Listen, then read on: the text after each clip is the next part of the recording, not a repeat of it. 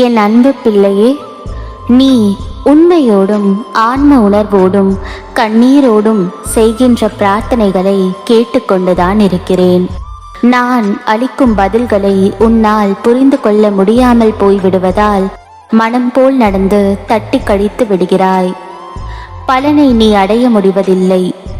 உன் விருப்பப்படி நடக்கவும் வாழவும் உனக்கு சுதந்திரம் கொடுத்திருக்கிறேன். அதனால்தான் என்னை புரியாமலும் கீழ்ப்படியாமலும் உன்னால் சுயமாக நடக்க முடிகிறது. இந்த சுதந்திர உணர்வுதான் இந்த அளவுக்கு கீழே இறக்கி விட்டது. கீழே இறங்கி விட்டோமே என்று நீ வருத்தப்படுகிறாய். கீழே வந்துவிட்ட போதும் உன்னை நினைத்து பெருமைப்படுகிறேன். உனது இரக்க குணம், பிறருக்கு உதவும் மனோபாவம், இந்த நிலையிலும் பிறர் கஷ்டப்படுவதை காண சகியாத மனம், இருக்கும் இடத்திற்கு விசுவாசத்துடன் நடக்க வேண்டும் என்று நினைத்து நடந்ததால் தான் இந்த நிலைக்கு இறங்க நேர்ந்தது என்று நினைக்கிறாய். கெட்டவர்களும் கெடுமதி உள்ளவர்களும் நன்றாக இருக்கும்போது நல்லவர்களான நாங்கள் மட்டும் ஏன் கஷ்டப்பட வேண்டும்? கஷ்டத்தை மட்டும் ஏன் கடவுள் எங்களுக்கு தர வேண்டும் என நினைக்கிறாய். உன்னை போல நல்லவர்களும் இப்படித்தான் புலம்புகிறார்கள். நல்லவர்கள் புலம்புவது தொடர்கதைதான். நான் உன்னிடம் பிரத்யட்சமாக விளங்க வேண்டும் என்றால் நீ கஷ்டப்பட்டுதான் ஆக வேண்டும்.